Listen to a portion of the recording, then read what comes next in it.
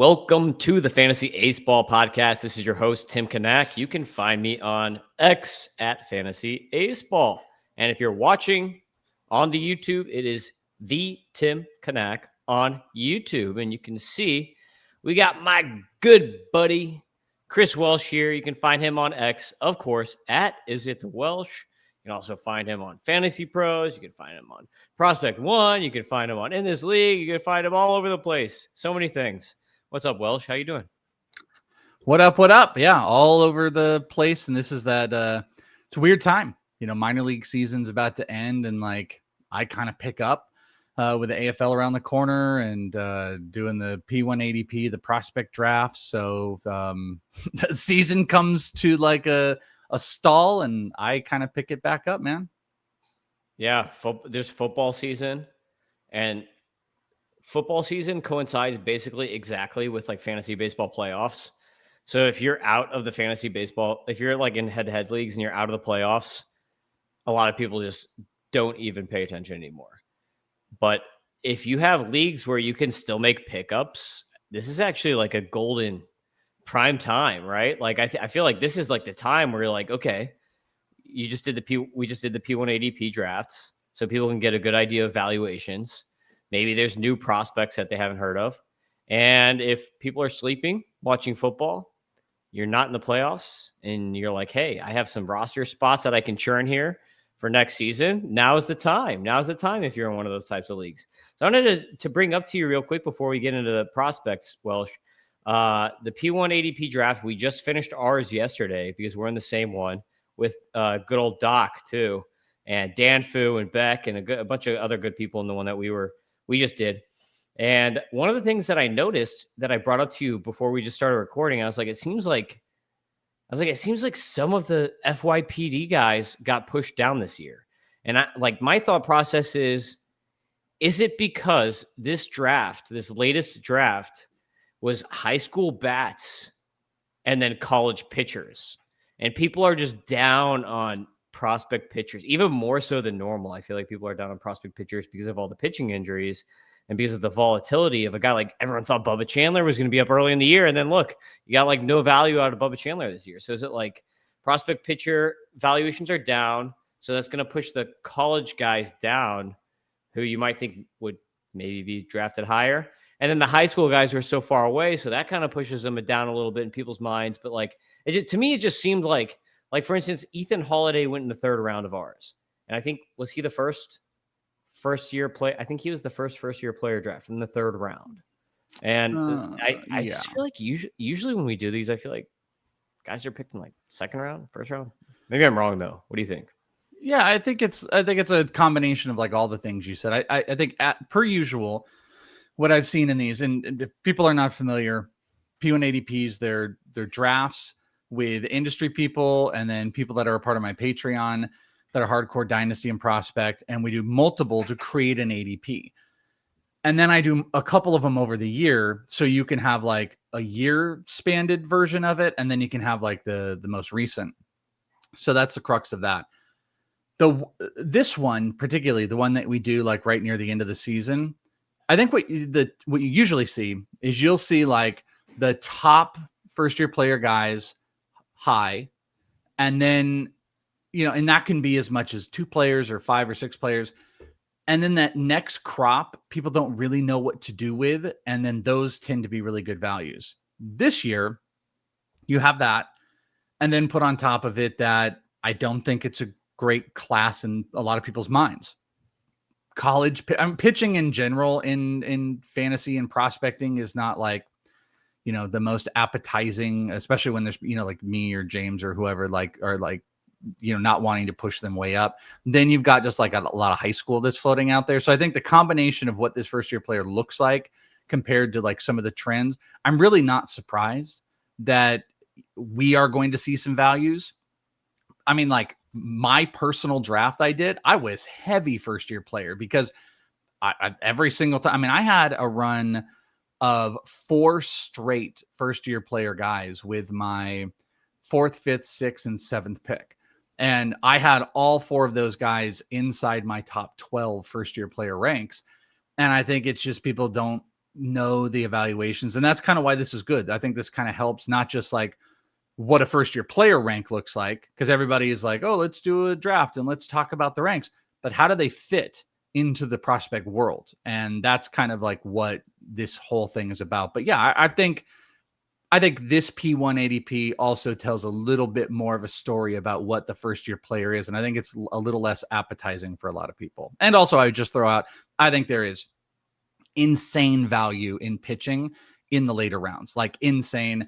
I'm going to be doing an episode breaking all these drafts down next week. And I'll probably do a couple episodes. I'll do one that's myself with the data, probably bring on a person or two, kind of talking about the drafts. But I noticed there was just immensely great value in if you want pitchers post 5th, 6th round. So it's like stack up your hitting and you're just getting dudes that could be top 5 at the position next year. You can get around the 100s. And that's like, I feel like I see that a lot this year more. There's so many fun pitchers in the back half of the top 100, unless you like rank pitching really high. Yeah, I agree. I think this is hilarious. Between the two of us, we drafted 6 first-year player draft pitchers. Like you had, Yep. you had Cade Anderson, Seth Hernandez, and Jamie Arnold, and I had Liam Doyle, Kyson Witherspoon, and Tyler Bremner, who really fell in this one. Yeah, So I did. I agree with you. I mean, I think the pitching is insane. There are a ton of dudes, and I know like we always talk about it that I'm like higher on pitchers than you and a couple other people.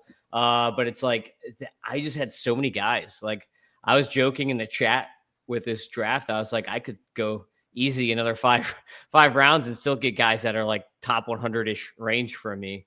I feel like just because the pitching values kept falling. Also, So. the prospecting values are just they're just a little different. You know, like I had guys in my queue. And for perspective, like we use Fantrax and I make it an only prospect system. So you can't like sort. So you got to do your own work. So I don't go out and just import my list or anything. I'll go and I'll put, 10, 15 guys, 20 guys, whatever on a list. And I'll kind of update it as we go. The final like 5 rounds, I didn't have to update my list. I just had guys sticking around because again, it's just like there's wild swings and evaluations of first year player guys, maybe some guys that fell, maybe there's some, like post hypey. Like I just look across the board and I just see value. I see some guys clearly that would be pop up that'd be interesting. Dominican Summer League guys. That I see one that went in the 15th round. You could argue where his rank is. I see Tamar Johnson going in the exact same round as like a Dominican Summer League guy in the 15th round. So some interesting stuff. People can check out the results. It should be next week over on my Patreon at inthisleague.com and some incoming episodes as well, but a lot of pitching value. Yeah, for sure. All right. So let's get into the rankings. We're going to go through my rankings, and it's going to be prospects 75 through 51 as I try to bring it up here if you're watching so you can follow along and look at my pitcher, hitter grades, and all that good stuff in the write-ups as we go along. So first guy we're going to talk about is number 75, Owen Murphy, who I actually picked in the P1 ADP in the 12th round, which I think is insane value. But Owen Murphy came back from TJ this year and has looked really, really freaking good since coming back. He's in high A still.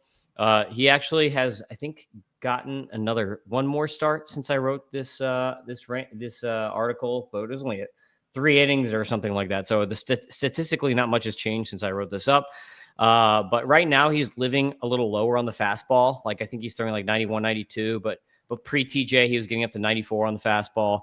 The big thing for Owen Murphy is vertical break. Like what makes him such a special guy is he gets ridiculous into his vertical break on that fastball, which that's why I comped him to Bryce Miller because he's just got one. He's like a shorter dude and he's got just an insane break on a not, insane velo fastball. But it's just one of those ones that you watch that and you're like, okay, that's some killer ride. And then also he's got a really nice slider too that I throw a 60, 65 grade on and pinpoint command. So really, really good fastball despite lack of velocity. Really nice slider. I like the curve too. I think there's potential in the curve. I graded it 55 out of 60, but the command is also pinpoint for him. I mean, like right now on the year, he's running a 0.65 whip, 4.5% walk rate, Before he got hurt last year, he was running in like 5% walk rate at high A. So Owen Murphy is healthy now, and I think that means that he should be a riser in most rankings now that he's kind of like back on the board. I agree. The next guy you have as well, I have Murphy and him next to each other. Just pretty common with you and me, though. They're just a different number. I'm in agreement on maybe some of the players that you have here, but I'm just lower on the overall rank. I think Murphy looked really, really phenomenal.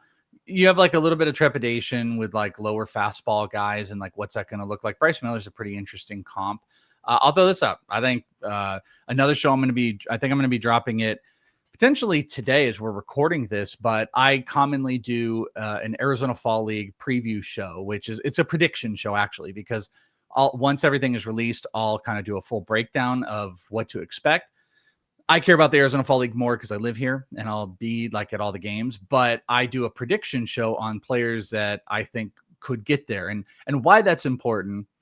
Most dynasty players should like have a much better understanding of like why the Arizona Fall League has become more important, whether it's guys like Nick Kurtz playing in the AFL and then coming up and being, rookie of the year, or Jacob Marcy going and disappearing, shining in the AFL as an MVP. And then now he looks ridiculous. All of this to say, I think Owen Murphy is a prime candidate to be in the Arizona Fall League. He missed so much time. He's going to stack up 30 innings if he's got one more on the season. He could go to the AFL and he could finish the year having 50 to 60 under his belt, and then he could have a full runway next season. You'd love to see some more stuff on the fastball, but great secondaries, great command, like you mentioned.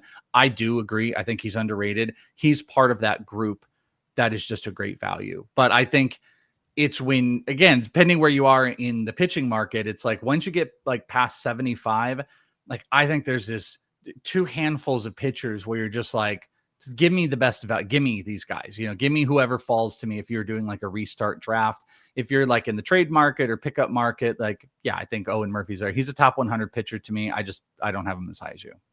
Yeah, it's funny you bring up the Fall League because I think that this year the pitching there is just already what we know, it's like significantly better than last year. Because last year was like Grant Taylor was the best pitcher there or something like that.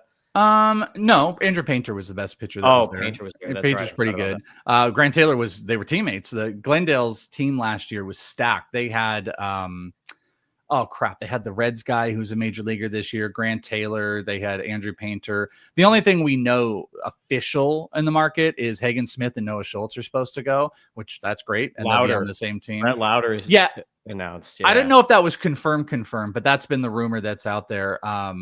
And I think they'd all be the same team. Schultz might get scratched because he just kind of got re-injured again. But to your point, to an agreement here, I predict by going through lots of different stuff, if things fall how my predictions would be, this would be the best pitching year that we've had because we have some significant injuries are out there. We've already heard Hagen and Noah Schultz are out there. And I just like the Braves might not send Murphy out here, but like, This is what this is built for. This is a pitcher that's been in the system for 4 years. He is not top 90 innings in any single year. He's, coming off of that injury. He had maybe 30 innings this year. This is literally like everything is screaming Owen Murphy's going to the AFL. And I would like it just because I could see a little bit more. But yeah, I mean, you had a great breakdown. Like, IVB, great command, great, good secondary stuff. You'd love to see that slider tick back up, and getting to see him in person would be huge. But I just think he falls on the back half of a top 100, and you're really starting to cherry pick. That's the only tricky thing with Owen Murphy. Love the command. I bet the stuff numbers on that look great, especially the command plus numbers. But you've got some pitchers in here like the next guy. There's a couple others. I don't know where you have some of these other guys, but then you throw in players like, Kendry Churio and Johnny King, which were like low complex level pitchers who are awesome. There's just so many big names to choose from. I think Murphy has looked phenomenal and he'll be higher on that list. It's just, you're comparing him against a lot of guys where you're like, love this fastball, but Murphy has got like elite command. Yeah. I've got these buckets basically where I have like my elite pitchers, which are very few, I think this time in the top 50. And then I've got like a bucket here that I throw in like the 70s and 80s. Of like, these are the guys that are closer proximity that I think could be really good. And then I've got a bunch of guys that are like further proximity that I think could be really good in like the 110-ish region to like 120. So I just like basically, like you said, like handfuls. I just grab a handful, like, okay, these are the guys that are higher proximity that I like, that are not, number ones or whatever, number one, number two, I think. And I've got a bunch of guys that I like that are a little bit further away. And I just kind of like have a couple different buckets.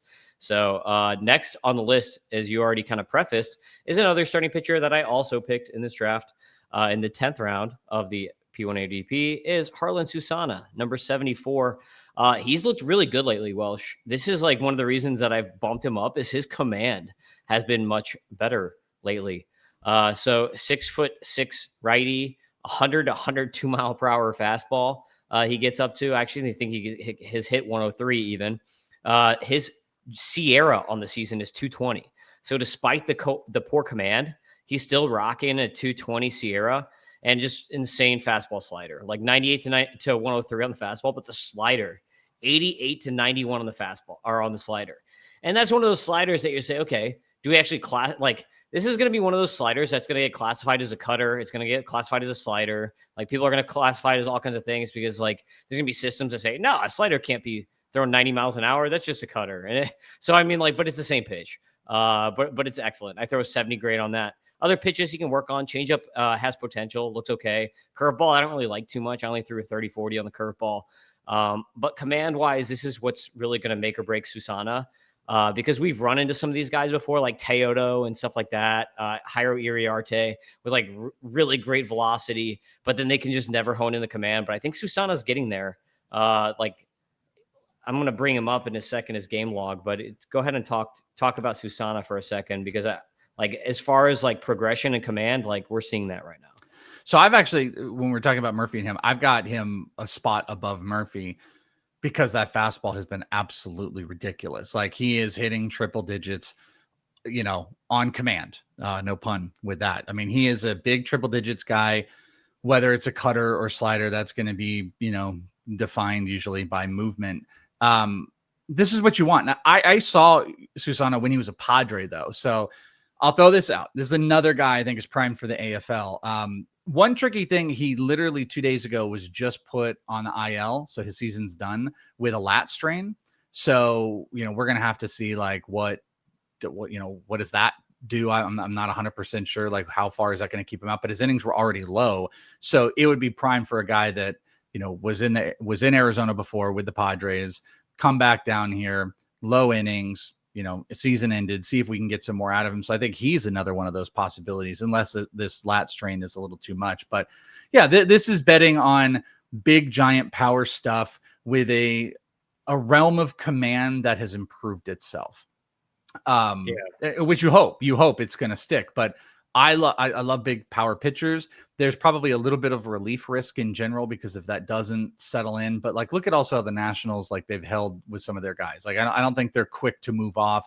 I also think they've taken their time with Susana. I mean, he's, since 2022, back when he was with the Padres before, being traded, he has been a slow mover through the system.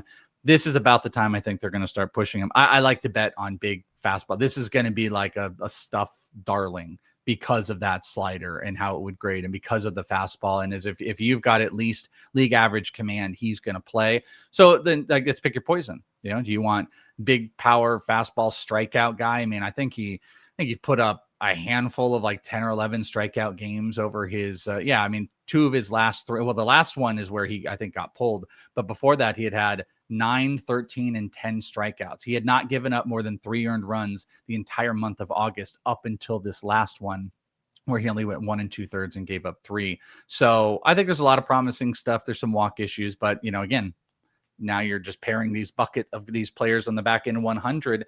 I like the strikeout potential a lot with Susana, but Murphy, like Murphy's command, like early plus command stuff really gets me going for the minor leagues. It's just if he was like an average 95 on the fastball or something like that, he'd probably be a top 5 prospect pitcher. And Murphy. Susana's got the elite fastball right now, and I think I have him slightly ahead.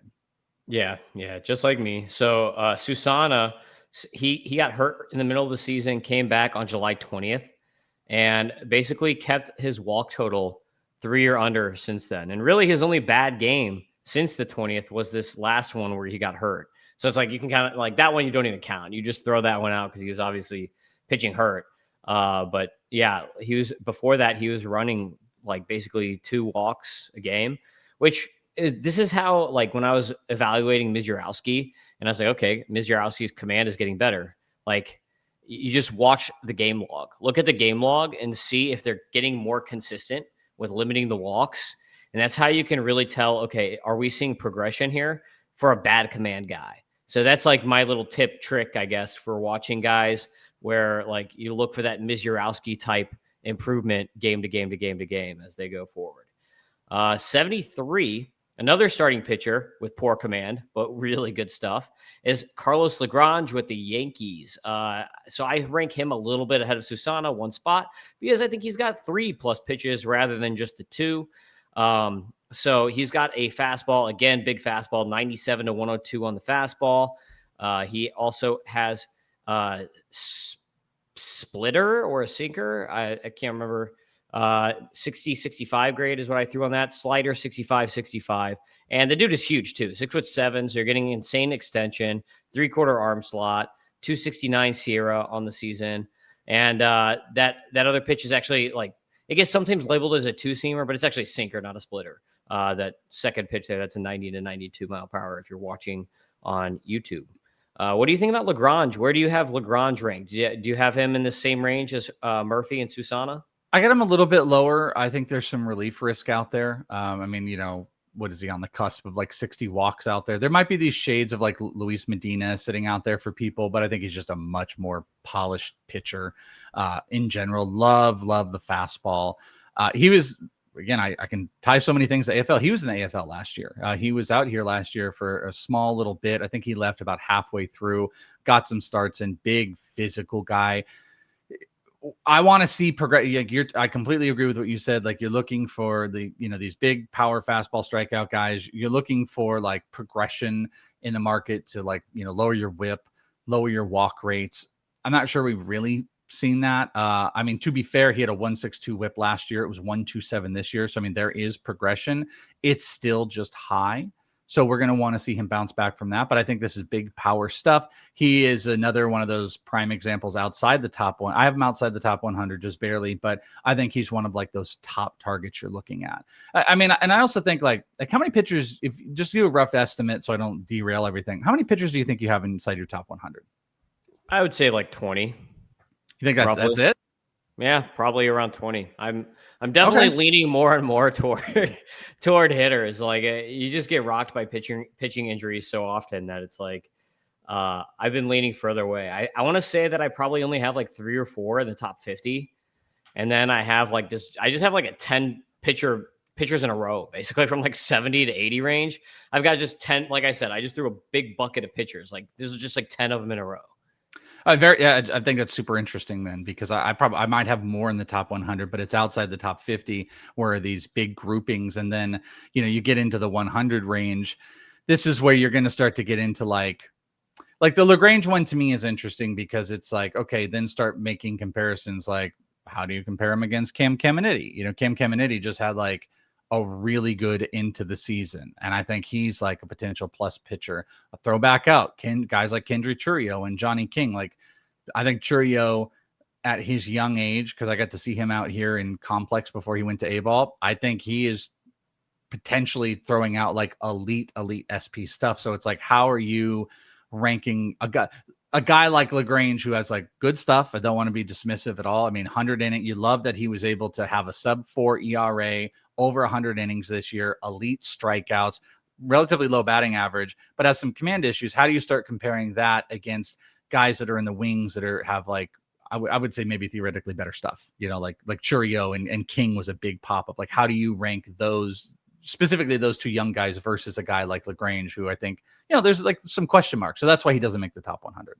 Yeah, I've got Churio at like 135 or something like that, just because he's so far away. King, I think I have in like I've got King, Dason Hill. I've got like the Aceball guys kind of close together. I've got Ryan Sloan a little bit ahead and Caminiti a little bit ahead, but they're all like between like 110 to 100, more or less. Gotcha. I think I got Sloan at like 90 or something like that. But all those other A-ball guys, I've got like 100 to 110. And like a part of my ranking of pitchers, like I'm more proximity based on pitchers than I Yeah, am on absolutely. hitters. And a big part of that is it's just like, okay, what are the odds that this guy is going to get hurt before they make it to the majors? Right. Because the more years that they are away, you're like, okay, that increases the odds that something happens to them injury wise or whatever before they can reach the majors. So unless you're like super, super elite, which like I really like Chorio. I haven't seen him in person like you, but stuff looks great. Like I copped him to Jose Fernandez even. Just similar arsenal, similar build, similar like mound presence. Like he just like I've been in Miami for over 10 years, so I watched a lot of Jose when he first came up, and like he reminds me a lot of Jose Fernandez. So just I mean like obviously like the video is not the greatest from Aceball, but I think you mentioned that on your podcast, like the orange smoke and stuff like Oh that. yeah, it's such a joke. Yeah, I know. Yeah. So 72, running into our first hitter here, outfielder Hector Rodriguez with the Reds. Really good hit tool here. He's been worse since he's gotten to AAA. And this is a guy that I thought, because the Reds just brought up Sal Stewart, and I was like, oh, maybe Hector Rodriguez could get a call here too, because the Reds are trying to like get like a late season playoff push here. But really good hit tool, really solid plate approach. There's like sneaky his speed isn't as good as you might think when you look at the stolen base totals, because he's really like not that fast of a guy. He's more just like a really good base runner. But 83.3% contact rate, 90.6% zone contact rate are excellent, with a near 30% line drive rate. So he just hits at really good angles, really good hit tool. So I threw a 60 grade on the hit tool for Hector Rodriguez. Plate approach, he doesn't strike out a lot. Like he's not a big walk guy, but 8% walk rate and a 14% K rate is really good if a guy is a good hitter. Like you'll take that because the guy's going to get a bunch of hits. 42 extra base hits on the year at 16 bombs for Hector Rodriguez. So there is some power in there. I think Hector Rodriguez is like one of the more underrated guys. Like I don't think he's going to be a superstar or anything, Welsh, but I think he's just like really underrated. Could be like a really nice player for a long time. Yeah, I talked about him a couple weeks back on my Prospect One show because I agree with you here. Like it's actually pretty like shocking when you see some of the stuff at AAA. You're like, wow, these are like elite zone contact rates. He's hitting the ball hard. He's getting the ball, and like he's doing everything, and in a hitter friendly environment. I would argue to say outside the top 50, he might be like a top 5 most underrated prospect. Like when you get into the 50s, like those guys are pretty locked in, but then you start paying attention to guys that are outside of it. Like, I don't think anybody has Hector Rodriguez inside the top 50. If you do, good on you. But like you start going through the list and it's like, I think maybe even underappreciated is a better term for Hector Rodriguez. Yeah. I'm not sure if he's going to be like a superstar or anything like that, but could he legitimately be a 2020 guy? Like, yeah, I think so. He shows some like elite bat path stuff. He was working a ton with Noelvi Marte in spring training. I got to see them working together.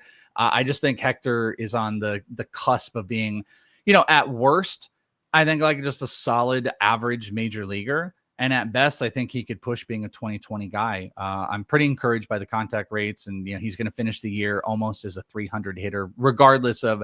I mean, you said you struggle at AAA. He's hitting 300 at AAA now. So like he's bounced. So I mean, he looks like he could be like a 300, 350 guy, close to 15. Very, very encouraged, and he's a guy like I would be trying to sneak into like low volume trades in the off season. I'd just be people that are maybe disinterested, just like, oh, whatever. I would be trying to acquire Hector Rodriguez. Yeah, especially knowing that he's going to be playing in a Great American Ballpark. So another little benefit right there. 71, I've got JoJo Parker with the Blue Jays. Obviously just drafted, one of my favorite hitters in this latest class here. Has not played yet, but I think that JoJo is just a really nice, safe player. I don't know how much power he's going to get into. Like he's got a good frame, but the EVs that he's shown aren't necessarily the best. From what I've seen video wise, like it looks like he's getting to good angles, and the hit tool is really nice. And I love the swing. Like I mentioned in my comp, I put Roman Anthony-esque swing mechanics, just kind of similar swing as Roman Anthony. So like, I mean, that'd be the hope. That's what you dream for, right? If you're the Blue Jays, is you're like, oh, maybe this could be our kind of version of Roman Anthony. Plus, he's probably going to play third base, if not shortstop. So that's great. That's awesome. But JoJo Parker, just very well-rounded guy coming out of the draft here. And I know some people actually like JoJo over Ethan Holiday, which to me is a little crazy. But great, Each his own. great for them. Exactly. Yeah, I think Cross. Where do you have JoJo ranked at? I've got JoJo in first-year player. No, just in general. Like, where does he end up in your rankings at this point in time? Let me take a look. I've got Joe. I got him like 6th in first-year player. I have him a little higher than you. I've got him right on that like 50 range. But I also like some of these hitters and a couple of these pitchers a little bit more. Like, there's kind of, we talked about those buckets. It's like that top 50 bucket of first-year player guys that I'm in and targeting. Then we're just kind of starting to look for value, and he's the end of that tier. I have him 5 in first-year player. So like, I think Cross has him at number 1. I don't like him like that. I've been an Ethan Holiday stan since day one. I've seen now out here in Arizona, I've seen Kason Cunningham, Ethan Holiday, Gavin Fiend, Josh Hammond, Sean Gann. I've seen everybody but Billy Carlson. I've seen everybody actually but Steele Hall, unfortunately, out here as far as the big hitting prospects go. And it kind of reaffirms some of like the thoughts, especially seeing a guy like Kason Cunningham specifically, that like, I like JoJo Parker. He was rated out probably as like the best combo. I think you kind of mentioned this. Like, if you're just looking for a little bit of everything, power, hit, there's maybe going to be some speed, like all that, like it all just kind of combos together.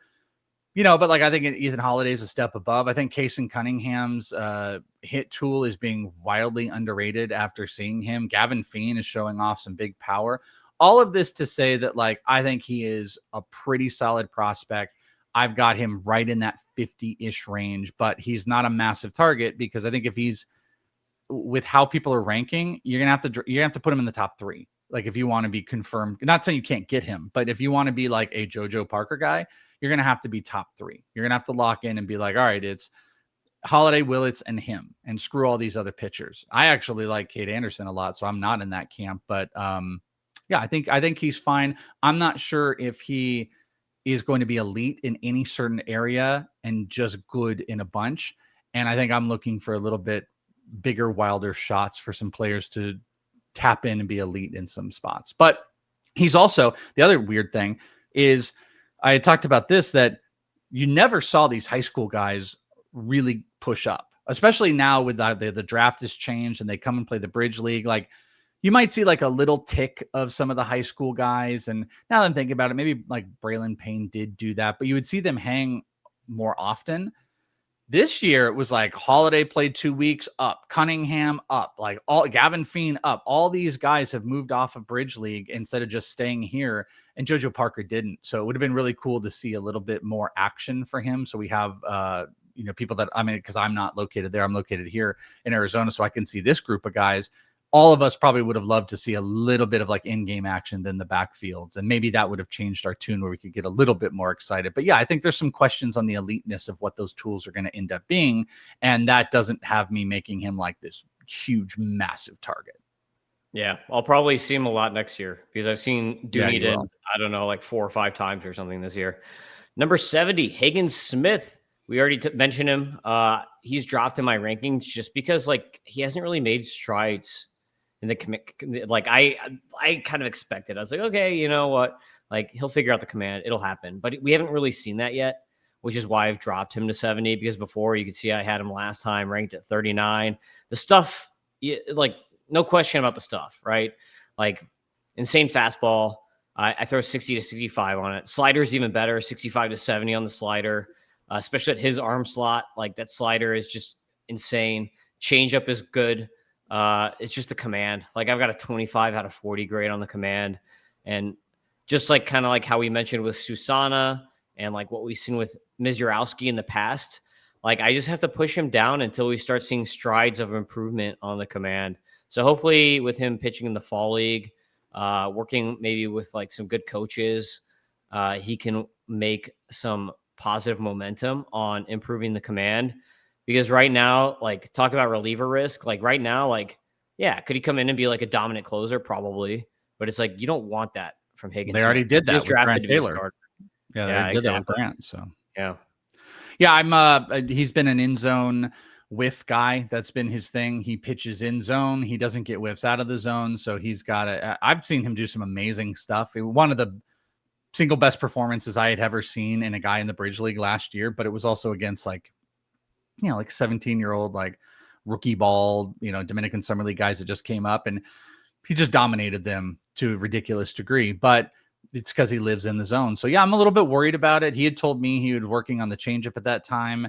I'd be very curious to see what they try to do in the Arizona Fall League, if they try to do anything, if it's reps, or are we going to try to change the pitch mix? Are we going to try to pitch more out of the zone? Are we going to add something? He's confirmed to be there. I've also moved him down. What do you have him at 70? You said I have him at 72. Yeah, 70. So yeah, so you and I are about in the same general range.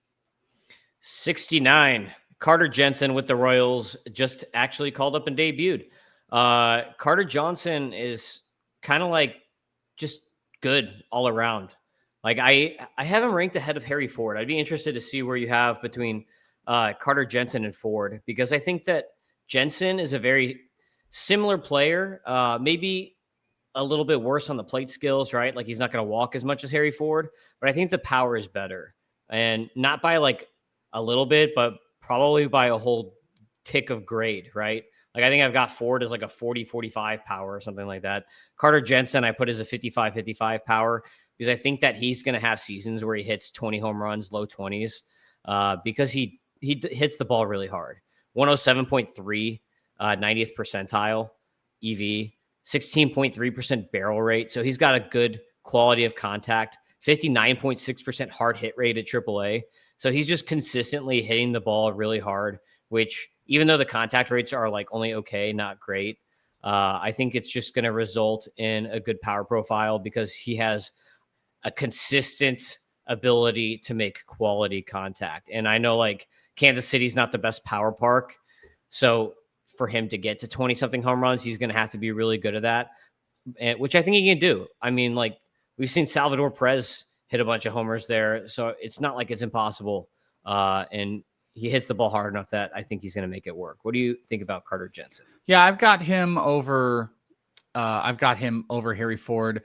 I think the consistent like bat to ball skills for Harry Ford there's been like a little bit of a diminish. Like I'm not sold that he's going to be able to hit for great average. I think he can be like a solid pseudo player across the board. I think Carter Jensen has got much better power.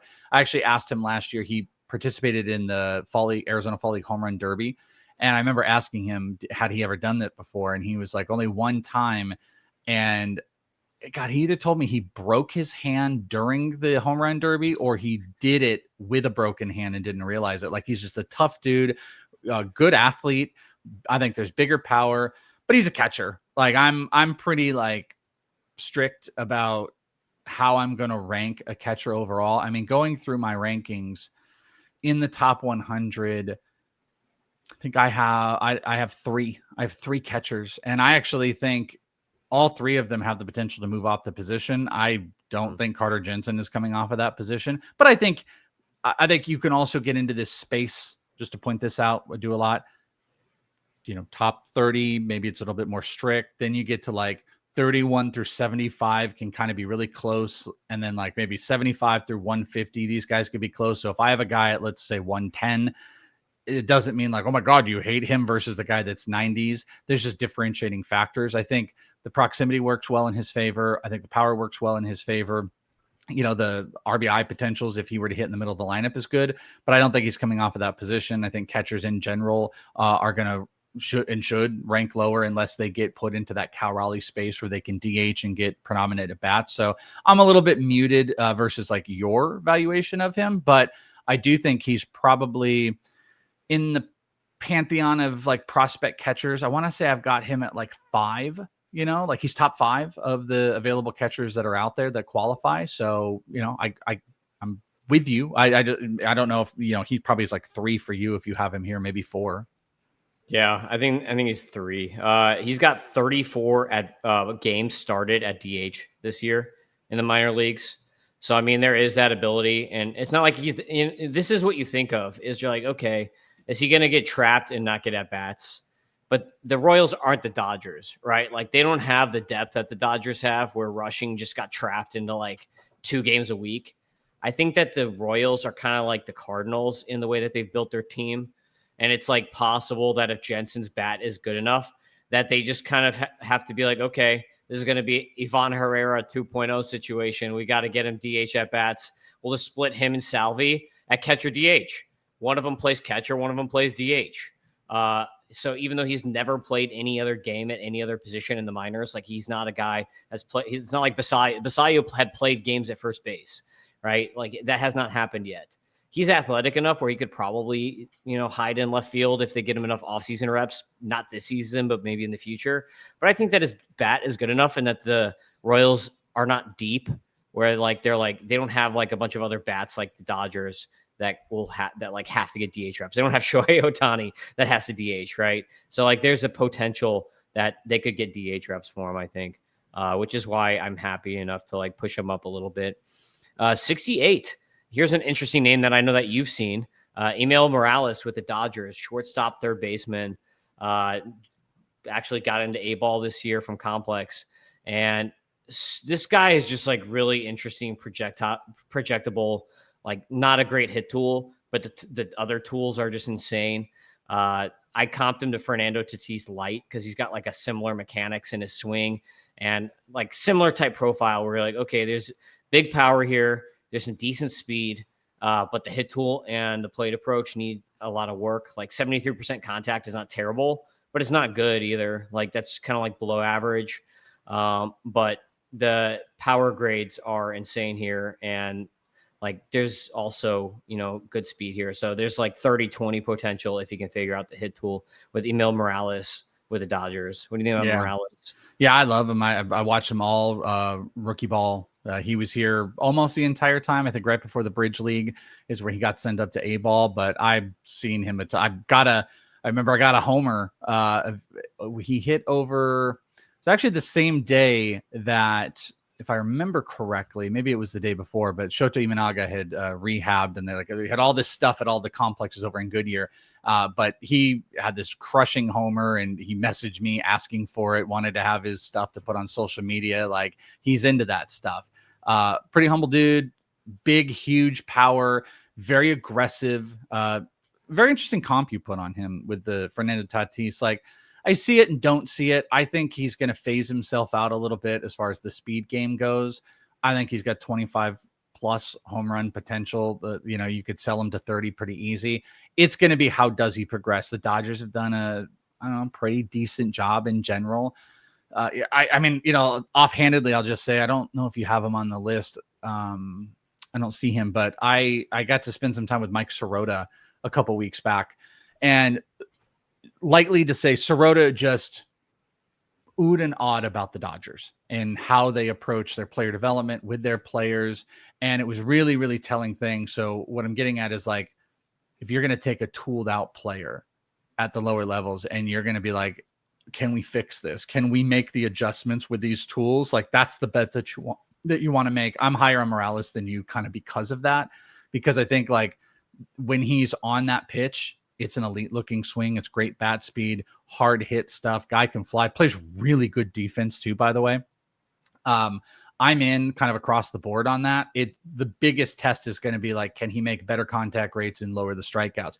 But if he doesn't, you could still maybe see that Tatis path. So I'm very, very much in on Emil Morales. Yeah. Offhand, I got Sirota inside the top 50, which is why you don't see him on the list. Okay. There you go. He'll be in my next grouping. 67. This is a guy that you took in the P180P draft. It is Jamie Arnold, number 67. I comped him to mini Chris Sale, which is like probably a pretty standard comp, really, when you look at the arm slot. Yep. He's a lot shorter than Chris Sale, so he doesn't have like the length and the extension of Chris Sale, which is going to kind of limit the upside. So when you think of, oh yeah, mini Chris Sale, that doesn't mean like he probably doesn't have that kind of upside, but he could be like a lower version. Like think of like if Chris Sale's your number one starter, number two starter, then Arnold is probably more of a mid-rotation guy, mid-rotation version. But he's got, like I said, similar arm slot. Fastball is 92, 96. I give it a 60 grade. The sweepers is best pitch, bread and butter, 84 to 87. Just that pitch from that arm angle coming, it's just nearly like unhittable. You have to be like a really good hitter to hit that pitch. So most people are probably going to be like just hanging off that one and looking for fastball or changeup against him. Changeup is solid. I give it a 50 to 55 grade. And then he's got a cutter that I don't really like so much. It's okay. 45 to 50, 55 grade command for Jamie Arnold. Like he's like a solid above average command guy. He's not an elite command, but like solid above average. And when you've got that kind of sweeper and that kind of fastball with that solid above average command, like you've got a really high floor here with Jamie Arnold, which is good because the Athletics need pitchers. They need guys with high floors. This is like really like it's kind of a minor miracle that he fell in their lap here when they have all this hitting talent. They have all this young hitting talent. This is exactly like what they really needed in this draft. But what do you think about Arnold? Like, what range do you have him ranked in? I have Arnold at 64.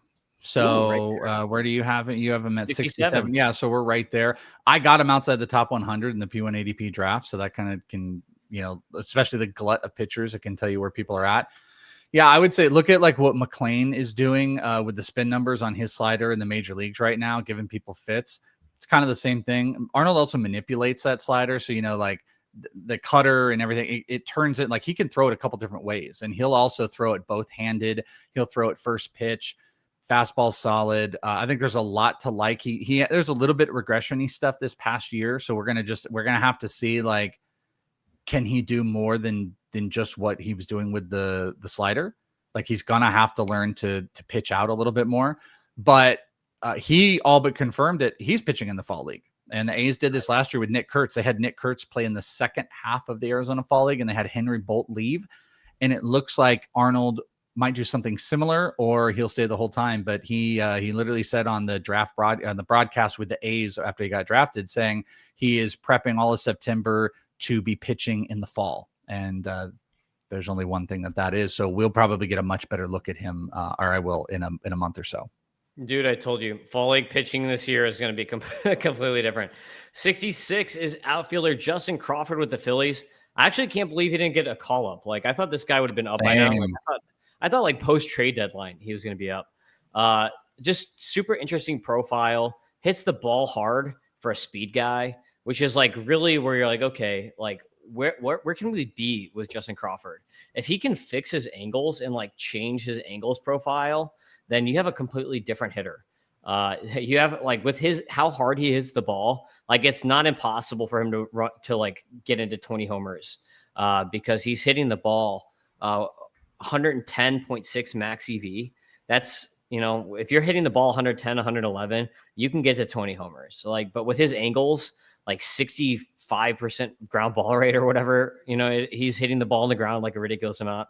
You're never going to get there with that kind of angle. But big time speed. So right now he's at 46 steals. At the time that I had done the write up, he was at 42. And he's got 7 homers despite hitting the ball on the ground all the time. So, like if he can hit the ball on the ground more like 45 or 50% of the time instead of 60% of the time, then I think you're talking about like a mid to high teens homer potential with, 30 or 40 steals in the majors, which is with a good batting average, which is really good. I mean, like if he hits the ball on the ground less, his batting average is going to go down, but I think it's a worthy trade-off. Like I'd rather have a guy that's hitting 270, 280 and can get into, mid to high teens power than a guy that's only going to hit 5 to 10 homers, but he's going to hit 300. So I mean, even in real life, you probably want that. Yeah, I've got him higher than you. I'm surprised. Quite a bit higher, actually. But yeah, I think this is elite contact skills, 334 average, ridiculous, 400 OBP, ridiculous. Kind of reminds me of Victor Scott from a year or two ago, where it was like, he was pushing on the double-digit homers. Stolen bases were kind of in another elite territory. But I think like Chandler Simpson's also it gives you like a good scope of like, all right, well, Chandler Simpson is an elite 3 cat. Like if Chandler Simpson were eligible right now, like where do you think you would have him? Would you have the foresight to be like, well, yeah, there's no power, so I don't care. But it's like, dude, Chandler Simpson's going to go inside the top 100 of fantasy drafts this year. I don't care what anybody says. Like the stolen base rate, the batting, like he's going to go inside the top 100. People are going to do it. So Crawford's got a better overall like hit tool. I guess you could argue if he continues to ground ball rates, Chandler Simpson is an elite, hit it to the ground and steal first base type of guy. Crawford might be missing some of that, but it's elite speed skills, steals bases at a high clip. There's a path with the hard hit numbers where, like you said, if he changes the angles, the home runs can be there. I'm going to just bet on this guy. This is one that's betting. So I have him in the 30s right now. And I am shocked he did not get called up. Yeah. I mean, like, I can't complain that you have him there. I had him in the 40s last time, which, like, he's a good player. It's just like, what's he going to be, I guess, is the main question. It's like, you can flame out with this profile pretty easily, or you can be really good. It's really hard to determine because it's so much of it is going to be based on, like, if you're hitting up the ball on the ground that much, you have to have enough speed to beat out the grounders. But I would argue, like, so, like, to your argument, like, Drew Jones is a player where it's like, okay, defensively, he's always going to be out there. But, like, does he have the outstanding tools across the board where it's like, is that going to get you enough? Like, that's where I'm with you on that argument. Where you're like, what can he be? And if he doesn't have this, and it's like, oh, God.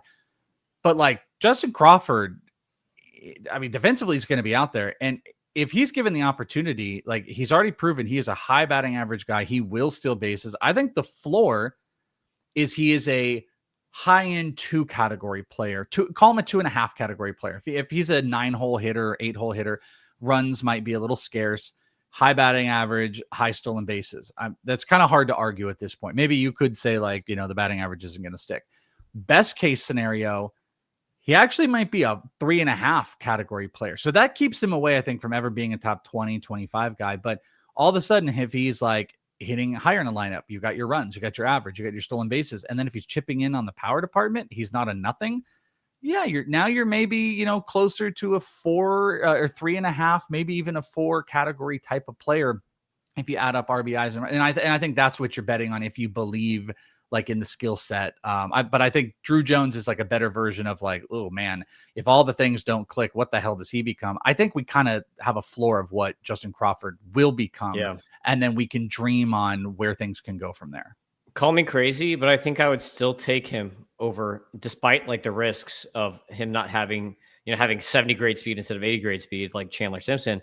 I still think I'm taking him over Chandler Simpson just because I like to dream on the projecting more power in that profile. I'm like, okay, would I rather bank Chandler Simpson at 60 steals, hitting 280 or whatever, or would I rather take the risk of Justin Crawford hitting 270 with less steals but potential power involved? Like, I think I'd still rather take Crawford over Simpson just because that's the type of guy I would rather lean to. And if you're doing that, then I would say you are you're a believer in the hit tool. No, yeah, well, yeah, not even low. I'm definitely a believer in the hit tool because he's got an 84% contact rate, 91.4% zone contact rate. So you have to be a believer in the hit tool in general. It's more just the angles. It's like what kind of for him, his future is going to be all about what can he do on batted ball? Like, how can he change his angles? Can he hit the ball in the air more? Or do you even want him to hit the ball in the air more? Which is the whole thing of why apparently the Phillies haven't called him up yet,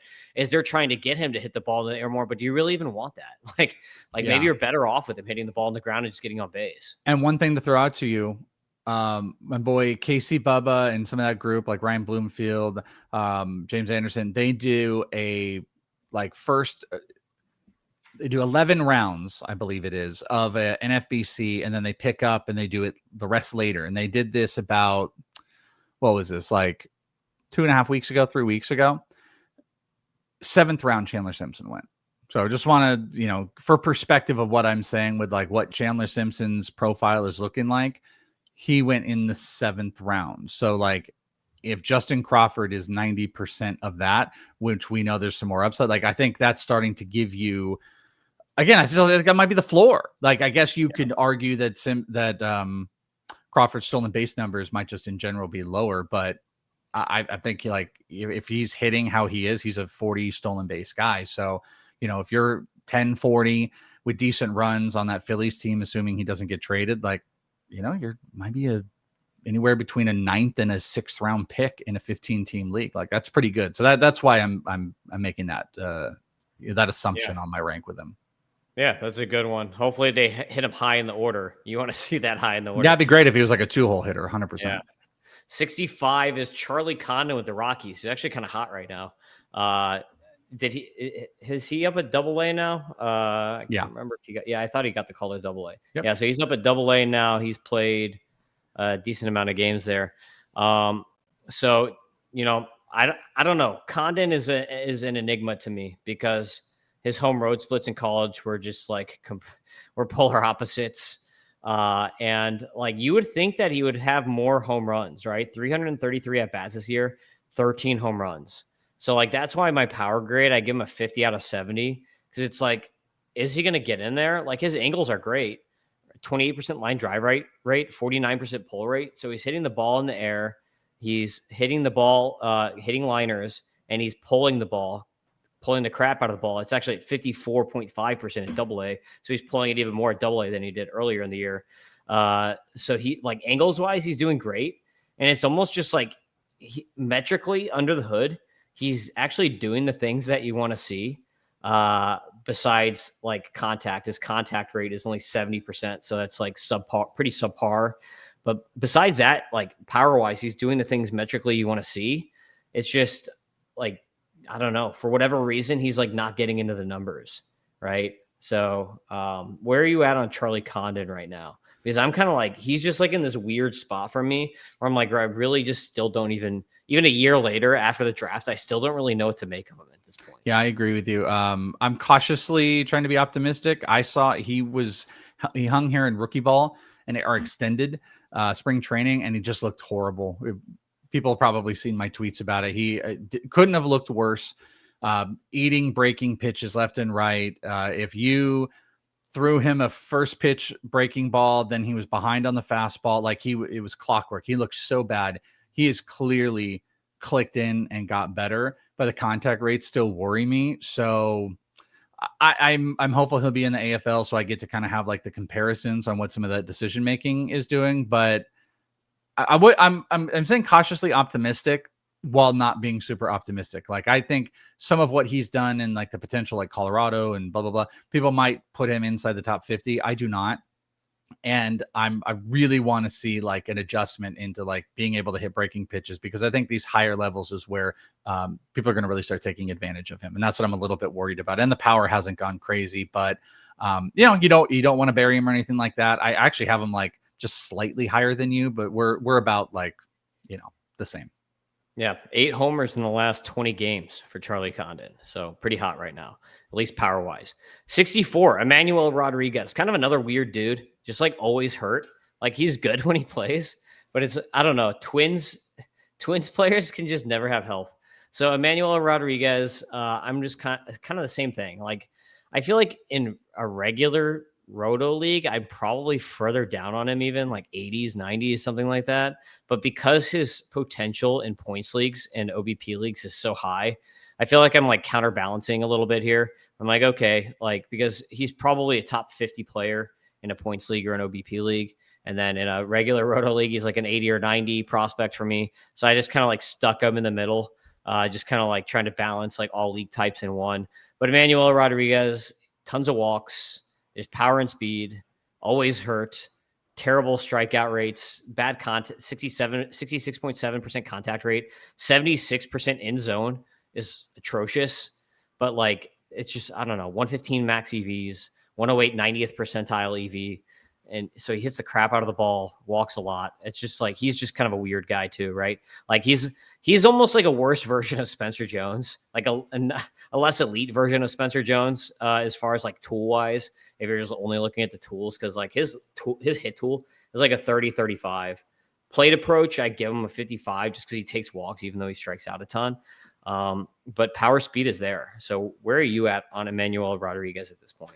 Yeah, I think he's all said it pretty well. Like he's polarizing. He's super injured. You kind of put him in, I think, that 50-ish range, 50, 60, just to kind of hold to some of the talent. But reminds me a little bit of Edward Julian in that, like, you drive counts and then, you've got some aggression that gets behind. Like that's what Julian used to do in the minors. It was like, you could have higher walk rates because he was super patient to start. But then if you got the 2 strikes, he got overly aggressive.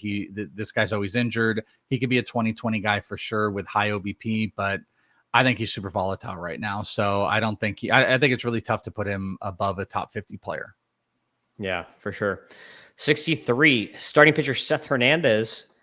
Fun name here. This is going to be an interesting one to see where everybody puts him because I think the talent is ridiculous.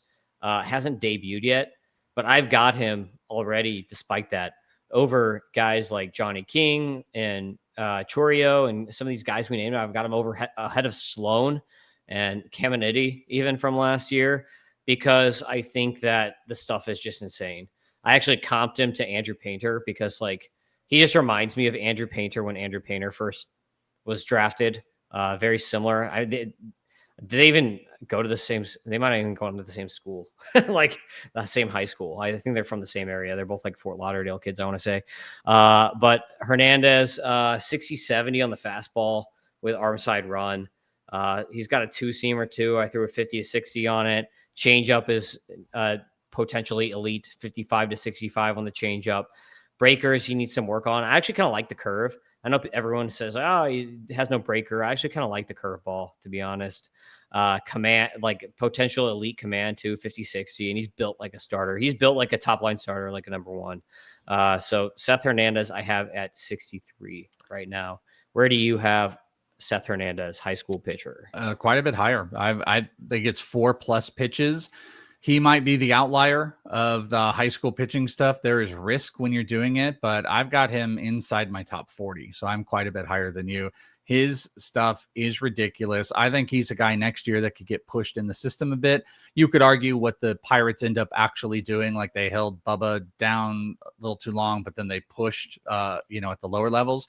I think Seth is going to get pushed next year. I think he's going to be super successful. He's a guy that I'm willing to bet on pretty aggressively. And I got him in the 6th round, and I obviously have him ranked quite a bit higher. So I've got him as I think I got him 6 or 7 as far as my prospect SPs go. Yeah. So, I mean, I don't know. High school pitchers, kind of rough. Yeah, it's risky, but it's just like when you have that kind of talent, it's like, okay. and that's the game you're playing. And actually, he's a California kid, not a Florida kid. He went to Corona. I didn't hear you say Florida. There are a few other high schoolers that were Florida kids. He played with Billy Carlson and Brady Ebel. They played together. Yep.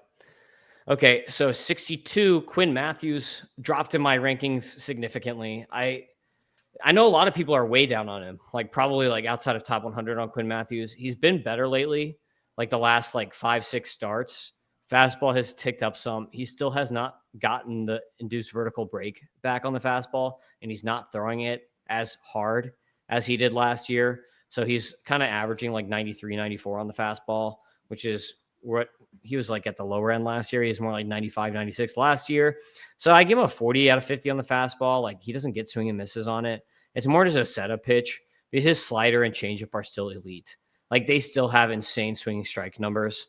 The slider and the changeup, that's still like if you watch a video on him from start to start, all of his strikeouts are still on the slider and the changeup or the curve, which is also still like a potentially plus pitch.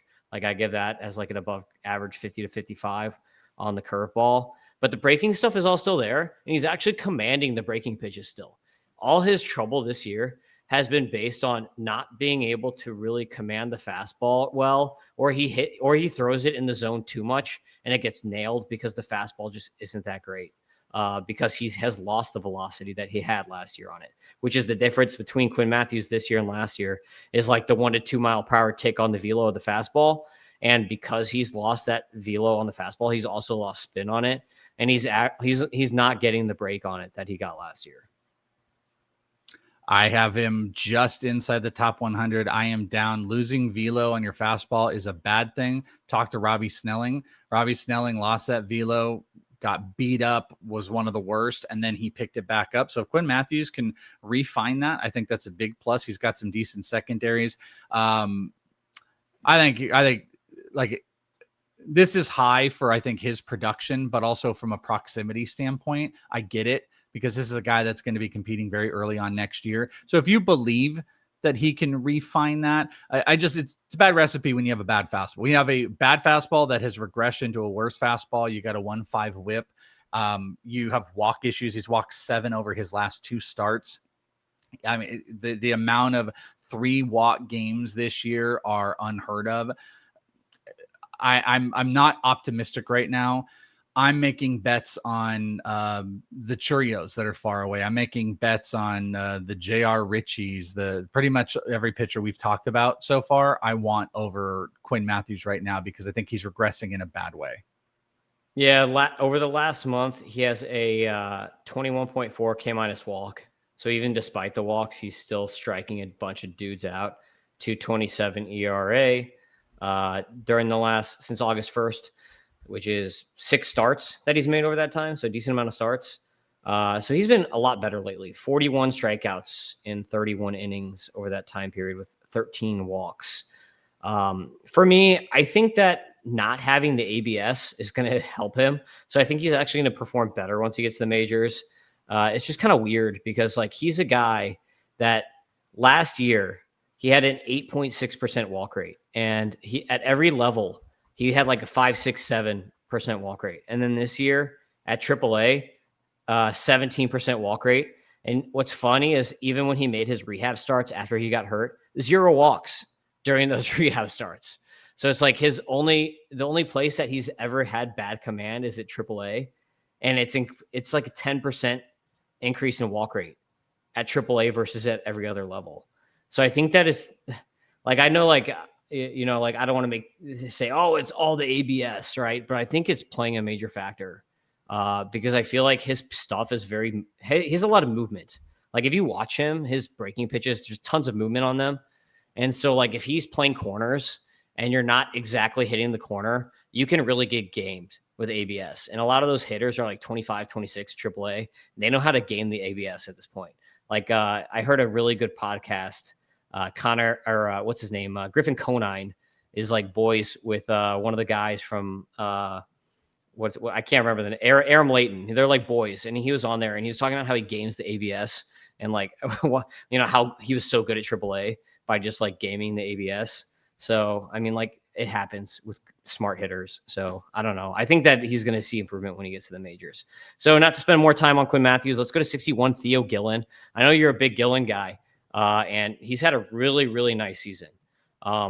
Really great plate approach. Potential like average hit tool, like 74% contact rate. It's not great, but it's potentially average, especially based on his age, being a younger guy still. And you have potential plus power speed here. So even though he only has 5 home runs right now, I'm not too concerned. 103.2 90th percentile EV. So that kind of portends to average-ish power, especially for a 19-year-old at his age, average to maybe above average power. So like, where are you at on Theo Gillen? Because I think that like talking about like potential 2030 guy, maybe we get there with Gillen. I'm actually not a big Gillen guy, so I'm not sure. Not sure. I've got him inside my top 100, but you've got him quite a bit higher than me. I have big questions about what the hit tool is going to look like. Like he's stealing bases at like a really good rate. Also, the success rate was great. 39 attempts. He stole 36. High OBP guy. So I think for OBP leagues, he makes a ton of sense as well. I mean, he's almost walked as much as he striked out. So those are solid things, but I mean, he had 267 at A-ball. I don't want to call it like repeating, but like he had a small stint at A-ball last year. He spent the entire year at low A this year, only hitting 267. Little bit of a question mark. Again, high OBP is great, but there wasn't big impact in the hit tool. I mean, it was under 20 extra base hits in 73 games. If you extrapolate, you could see the double-digit homers. I wonder if he's more of like a 10-25 guy. We'll see. He's still young, still very young. He's going to get challenged next year. I think that's going to be the big key. But I think a guy who stayed at low A the entire season while not really dominating isn't a guy that like I think warrants being near the top 50, especially when I think the power department is a big question with that hit tool. So he's in the lower half of my top 100. Yeah, I get that based on like the statistics that he's put up on the back of the baseball but also card. Versus like the players that are floating out there. Like, you're comparing against like Hector Rodriguez's or Arun Escobar's or, the young DSL guys that have moved up. Yoswar Gonzalez is out there. So, I mean, like you just start to put it out there and it's like for me, I'm like, how do I get him higher? I look at these players and it's like, who are the players that I'm like, oh, wow, I really like Theo Gillen. I'm going to now put it over maybe Ryan Waldschmidt, receiver young Nate George, who was really great. Like that's where it gets kind of tricky in the movement. But, again, if you believe that there's power projection, that like that's going to click, okay, then now you're looking at a guy that might be a 20-30 guy. And that's where I understand it. I totally understand it. I'm not there with him. Yeah. EVs say that maybe it's there, which is why I give him a 40 out of 55, because it's like, it's not there yet, but it could show. Number 60, Chase DeLauder. Mr. Walking Injury here. Chase DeLauder still on the list. Thought he would have been graduated a year ago at this point, but can't stay healthy long enough to get up. So right now, basically, like, I think he's a top 30, top 25 prospect if he wasn't hurt. But the only reason I have him at 60 is because of the injuries. Because tools wise, like, I've got like 60 hit on him, 65 plate approach, almost 60 power. He's a really great hitter. It's just like, can the dude ever stay on the field at this point? So like, it's just, that's the only reason why he's not a top 25 or 30 guy for me, is the injuries. Yeah, I don't know what there's to say about Chase DeLauder. Like we've done this for 2 years. He's just hurt. He's always hurt. He's really interesting when he's healthy. Immense power, great stolen base potential for such a big guy. I like the hit tool. I love a lot about Chase DeLauder, but he cannot stay healthy. So I'm in the process of burying. He's outside my top 75 right now, because what do we have going that he can stay healthy? He hasn't stayed healthy for 3+ years in the minors, and he hasn't gotten to them. He hasn't had a major league at bat. So I'm not optimistic right now, even though I think he's super talented. If he can figure it out, you know what? Then we're having a whole nother discussion. But right now, I can't put him in that range, because he literally only proves to get hurt every single year, multiple times. Completely understandable. I've got Carson Williams at 59. Carson Williams, I comped to Trevor Story outside of Coors with better defense, because he's got power, he's got speed. Plate approach is okay. He definitely strikes out way too much, but he actually, he can take a walk every now and then. Hit tool is pretty terrible. It's not Spencer Jones bad, but it's like leaning on that 62.7% contact rate, 77.1% zone contact. So, I mean, like, you have like a, I don't know, 220 hitter who can go 20-20 with excellent defense. Just a super interesting guy, really, because he's just he's a bucket of extremes. There's nothing mediocre about Carson Williams. Either it's great or it's terrible. I'm just not a Carson Williams guy. I interviewed him a couple years ago, and I remember asking about, or alluding to, like, were there any concerns about strikeouts or, some of the aggressiveness or the struggles in the AFL? And I remember him just being like, nope, just doing my thing, da-da-da. And it's like, years later, it's still the same thing, and he told me, he's like, if we want to talk offense, we talk to junior. Defense, for me, he is a defense first guy. He obviously has super loud tools. If he could hit for average, put on 25 plus, like, could he be Jazz Chisholm? Like, maybe he legitimately could get there, but it's just like year after year after year of him not being able to be a consistent hitter. So I'm not in. I can't make the bets. He's a good proximity guy. If that's your focus, definitely be in that range, because he's in the majors. I don't think he's going to exhaust his prospect eligibility. He has loud homer and stolen base stats, like we've talked about, but the dude has, if you don't count rookie ball, he's never hit over 260 in the minors. He's hitting 213. He has regressed 3 straight years from a batting average perspective as he gets to the higher levels. I'm not a Carson Williams guy. Is he inside or outside of your top 100? Oh, he's inside. He's inside, but I think I have him at 75. All right. Makes sense. 58, Kyson Witherspoon, new draftee. I love me some Kyson Witherspoon. I drafted him in the P1 ADP draft. My comp for him is an Emmett Sheehan, Nolan McLean mashup. I just love his pitches. Like, watching him is so fun. He's got a fastball with some electric IVB, just like, I mean, we don't have grades on it, or at least I don't, but it looks killer. 95 to 98 on that fastball. I give it a 65. Slider, he throws 85 to 88. I give that a 60 to 65. Cutter, he's got a gyro slider, cutter, whatever you want to call it, 89 to 91. I give that a 55 to 60 on that pitch. He's got a curve that's solid, 50 to 55 grade on the curve, and changeup's okay. He's working on it. Decent pitch still. And I think that he has good command potential. He places the pitches more or less where they want to go. It's at least like average command, if not potentially plus. So I think he's like a future stud. I think he's maybe an, like number 1, number 2 guy. Like the stuff is so good that it screams that. He's a smaller dude, which is what is going to turn people off. But one of the positives is that he's like a young 21. When he was drafted, he was still 20. He like just turned 21. So he's actually younger than some of the other college guys too, by kind of like a year. I'm not as high on him as you are, but he does have like big stuff, like the stuff on those pitches, the graded. I think it's like 4. This is another one of those like 4, plus pitch grade out. There's a body issue. There's a command issue that might be floating out there as well. So we'll see. First year players they're super tricky. One of the things I'd point out, there's so many pitchers, so like, good on you if you've got him above. I don't know if you have him above Brimner and whatever, or Liam Doyle. Liam Doyle's probably got like the best fastball, but I think there's some secondary questions. Like I could see if you want to go like the pure stuff, and it's a pitching factory with Boston. But I'm a little bit more cautious about it. He's not in my top 15 first year player guys, but I definitely think he can scoop up. But there's just so many pitchers. I mean, you got Cade, you got Seth, you got Doyle, you got Arnold, you got Bremner. Gage Wood is another one of those guys.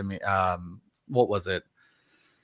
Lance Brozdowski. Lance had put out like, Gage was grading out as like one of his top pitchers overall. He liked Gage more than anybody, and he was the guy that ended up falling. So I think it's kind of a pick your own adventure with a lot of these guys. And I do think Boston's development works pretty well in his favor, but I do not have him inside my top 100 right now. Ooh, yeah, definitely. I kind of agree with a lot of what you just said. I've got him ahead of Bremner. I've got Doyle ahead, who I actually get to see tomorrow. So I'm going to be at Liam Doyle's debut tomorrow. 57, outfielder Johnny Farmelo with the Mariners. Been around for a hot minute. Tools are great. This is another guy where like, is he leaning Chase DeLauder yet? Because he's one or two more injuries. 2 more injuries. He's officially in Lauder territory. I didn't like cut you off with it. Like, yes, like it is so similar to like DeLauder's bigger, but Farmelo's a big dude. He is struggling right now, but he's shown off like an advanced hit tool with really big power in the past, but he's got 74 career games over the last 2 years. So this is a guy, and he's had some major injuries. He's had little nicks and bruises that have missed time. Like he's missed some really critical developmental time. The difference is like we haven't seen like a high batting average season out of him, but he's stolen some bases at a pretty good clip. His power was really starting to show out this year. 13 extra base hits in 28 games. He had 6 homers, which was a couple more than he had done in like less than half the games from the year prior. Like Farmelo right now is getting a tiny bit of the benefit of the doubt because he's just this young guy with crazy tools that has not gotten to get tapped into. But also he comes with some inherent risk versus I think the players that he's around. And that's what you have to give as a little consideration. Like, pending, like I have him higher. I've got him in that like top 30 range from the tools, but you're being more cautious about it. And that's probably a little bit safer, but I'm gonna tell you right now, if he's healthy next year, Farmelo is going to be inside your top 20. You're going to have him inside your top 20. Guaranteed. I love the tools. I mean, like that's why his tool grades are so good. It's just my biggest concern is injuries. And then the contact rate like really fell off this year. So he had an 80% contact rate last year and down to 64.4% this year. Which, like part of that might be because of the injuries, because he hasn't had consistent at bats. He's only played in 28 games this year. So it's like, if you're only playing 5 games, you get hurt, and then you play another 5 games, you get hurt. Like you're not building consistency. So how are you going to hit the ball if you're not even getting looks? Like you have to see pitches to learn how to hit them. So, I mean, like, I agree. The tools are awesome. I don't know. I'm like right there. Like, I'm just like with this dude in DeLauder, I'm just like, just please stay healthy. 56. Peyton Tolley with the Red Sox debuted at this point. Obviously, insane fastball, crazy extension, massive dude at 6'6", 230 pounds. The fastball at AAA had a 21.2% swing strike rate on it this year, which is like absolutely that's insane for a breaking ball. That's like mind numbing for a fastball. The major question for Tolley is going to be like, can he develop the other pitches well enough around the fastball? Like, he has a slider, he's got a cutter, gyro slider, whatever you want to call it. He's got a changeup, and he's got a splitter that he's trying to develop. So I think that like some of these pitches are new. Like, I'm pretty sure like going into the year, he's just fastball, slider, changeup, and these other pitches are kind of newer that he's been like developing on the fly. And he doesn't has like, if you look at the pitch by pitch data, like all we have is really like AAA on that, and it just doesn't look like he throws those other pitches very much. But it'll be interesting to see, like, as a guy who was drafted just a year ago, and he's trying to develop new pitches on the fly as he gets promoted to the majors. It's going to be interesting to see how he develops, and we're not really going to know. Like, all we know going in is he's a big dude who's fun, who has a massive fastball, and is developing all his other pitches around that fastball. And he had a 183 Sierra in the minors this year. We've all got him almost at the same general spot. I think the biggest key is going to be he's going to get an off season, essentially as a major leaguer, to be working instead of like these guys that get these hands off, things in the entire off season working with minor leaguers. Like, he's going to be pro ready, spring training, coming out of rotation. I think that has huge pluses for him. Incredibly great minor league season, huge, big fastball, secondaries that you can keep working on. A lot of good stuff to bet on. Totally. I've got him like 2 spots higher than you. So we're like right there together. 55, Eli Willits. This is one of those guys kind of like Seth, where it's going to be like, okay, how high are you going to go on him? I've got him at 55. He's just a solid player. Like, he doesn't have the elite screaming tool, kind of like, it's like what we talked about JoJo a little bit, but I think he's a little bit safer because his hit tool projects out a little bit better. And like, worst case scenario, I think with Willits, you're going to have like a hit speed guy, right? Like, you're going to have a hit tool. You're going to have a guy with some pretty good speed. So I think that's like he's got a lower, I guess, like he's got a higher floor than JoJo. Though JoJo, I think, actually, because he has more power potential, like, I could see still, even though I have this spread on these two guys, I could still see picking JoJo ahead of Willits. Like, I wouldn't complain if somebody does that. But Willits has been pretty good so far at A-ball. Like, he's been really good. When I wrote this up, he had only made like 1 or 2 starts or something. But at this point in time, through 13 games, he's hitting 318, 412, 341. So there's no power yet, but an 86% contact rate. So the dude is making a ton of contact. So, good hit tool. Like I said, really high floor on Eli Willits. Started his career off with like an 8-game hit streak. This is another one of those. I've got him just quite a bit higher than you. I think there could be some maybe Trey Turner in his game. Really high hit tool, 300, 400 essentially right now. We're going to have to see next year, what it's going to start looking like if he can start lifting the ball. I think that's always been the question for him. Guy can run, but is he going to be able to tap into like a higher level? That's what you're banking on. And right now I would bank on a guy that has met the task, drafted high, met the task very early on, a bunch of hits. And I'm not going to worry about the like extra base stuff at this moment, just because I think there's like a really, really high tool set that's going to carry him into next year.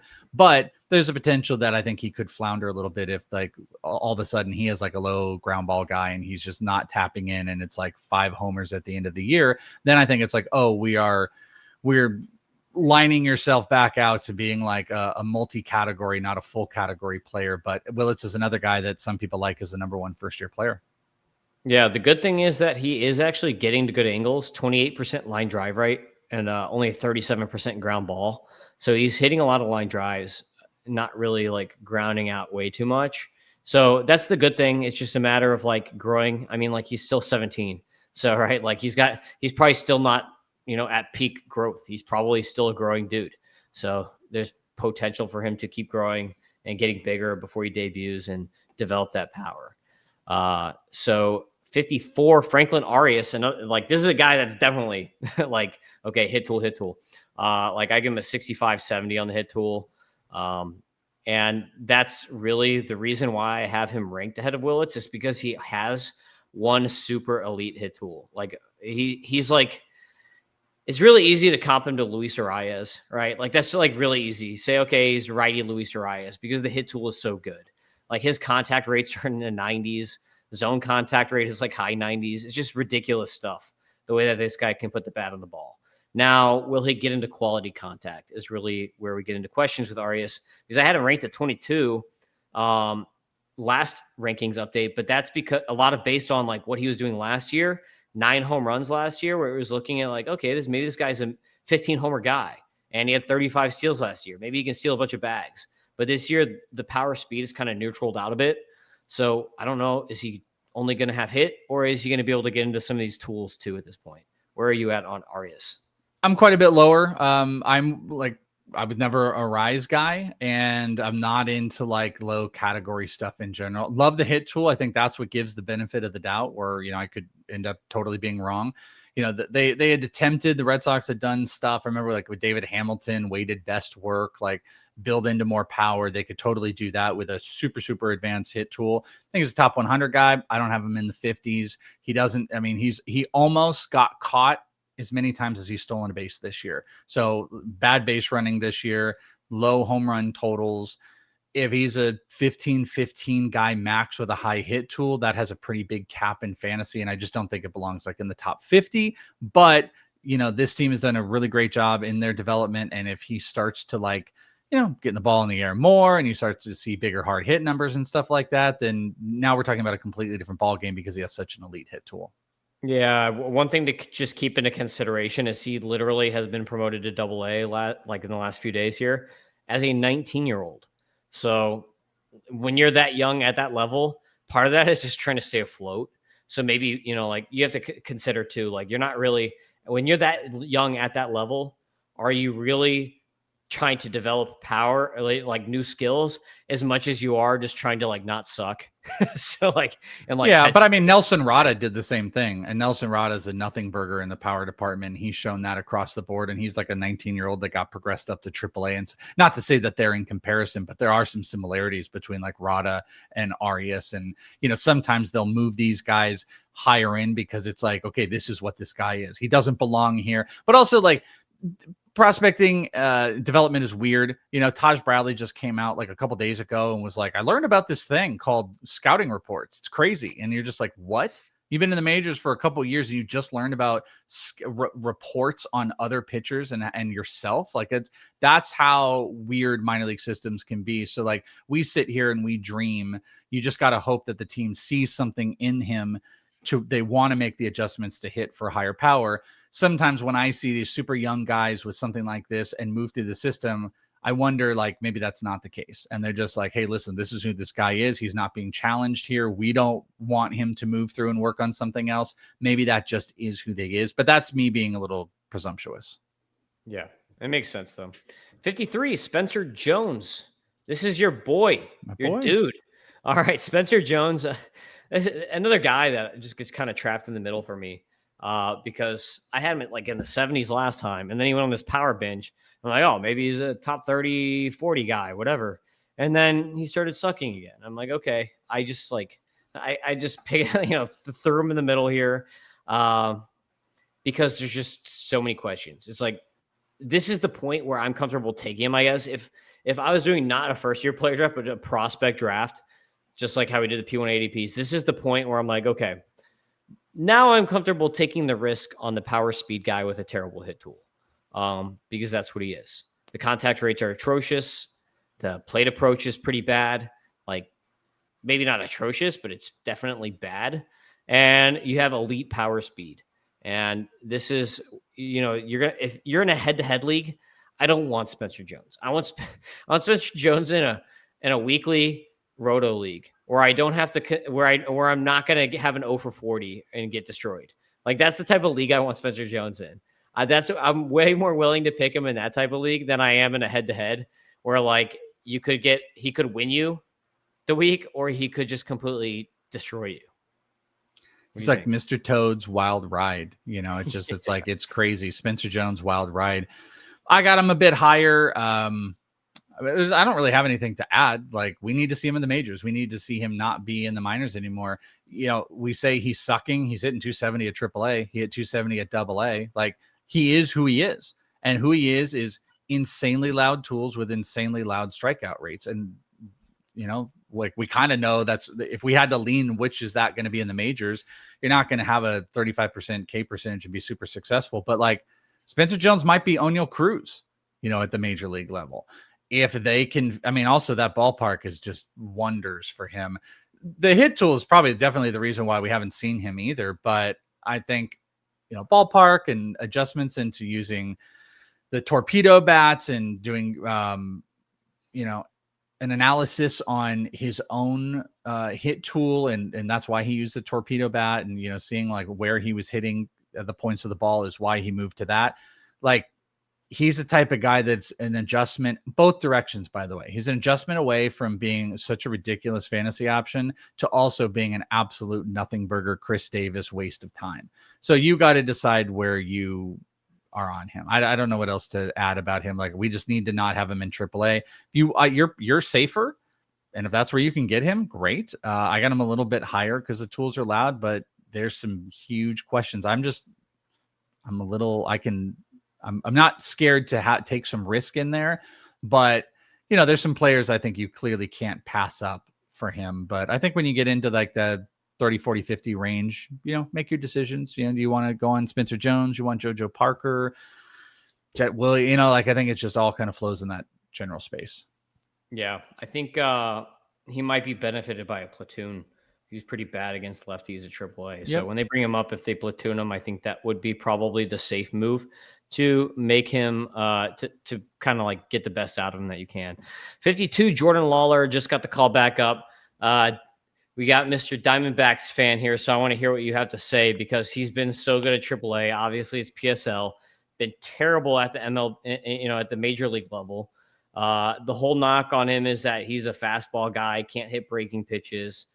But I mean, like, even if you just take a little bit of the fact that, okay, he has an okay hit tool. We knocked that down a few percent because he's not going to hit breakers. If he just becomes a fastball hunter and focuses on becoming a fastball hunter, do you think he's still like a decent player? Like, maybe he's not a superstar, but do you think he can still be like a starting caliber player if he takes that approach?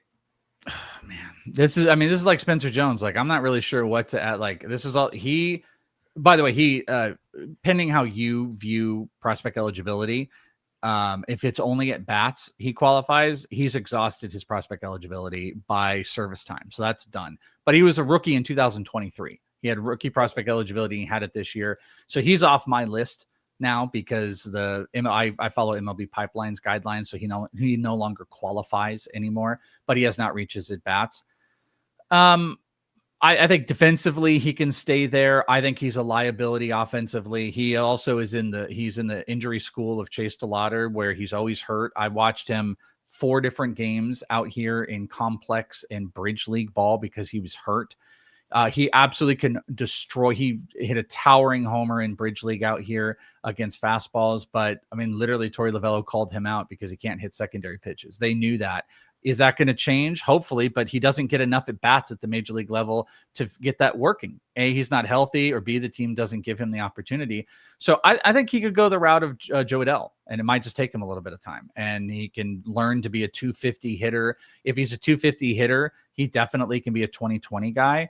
But I think he's in a limbo state right now. So I think he's off my list, but I think I had him in the 50s. I had him right around where you have him. Like, that's kind of the spot, but he's definitely he's a fringy guy at this point because he's just like 100 at bats away, I think, from just being like, we're done with this. Why did he not get the opportunity this entire year? Because of injuries, or is it because he's broken? And I think it's because he's broken a little bit because he had been out here in complex for over a month, just sitting around, just figuring out stuff. That's not just due to the injury because he was in games. It's the pitching stuff. It's his recognition. Like, that is broken. And I'm not sure the Diamondbacks have done a really great job about fixing that with minor leaguers. So I guess I don't sound super optimistic about Jordan Lawler right now, but he's got great stuff. And if you want to make that bet, 50s is a good spot. Do you think in Dynasty, would you be willing to buy low on him right now, or would you be in the mode where you have to see something from him first? You have to see like a major improvement in spring or something before you would go buy him. Just depends what the buy looks like. Like as a top 150 Dynasty guy, nope. Absolutely not. I'll buy him cheap, but I don't think he's going to come cheap because I think people are going to live in the high expectation world. So, um, I'm not sure. Like, if you were, Dylan Cruz or Jordan Lawler right now, like I'd rather on Dylan Cruz, even though he's missed so much time. I think there's a lot better potential. You start putting him against, like, how about a Colton Cowser, who's had like a poorish go. I'd probably still Colton Cowser. Like, I just think there's a lot. Jordan Lawler is a very short period of time away from being irrelevant. So he's really got to turn it out. And I don't know if he's going to be able to live being a fastball hitter because the book is out on him and he has not shown the ability to adjust. How about a quick one, Jordan Lawler or Luis Garcia Jr.? I think Garcia's safer. If I was like a rebuilding team, maybe I would look at Jordan Lawler just to see if I can hit. But I think you should get Lawler for cheaper than that, to be honest. Yeah. 51. Last guy we're going to talk about, starting pitcher Gage Jump with the Athletics.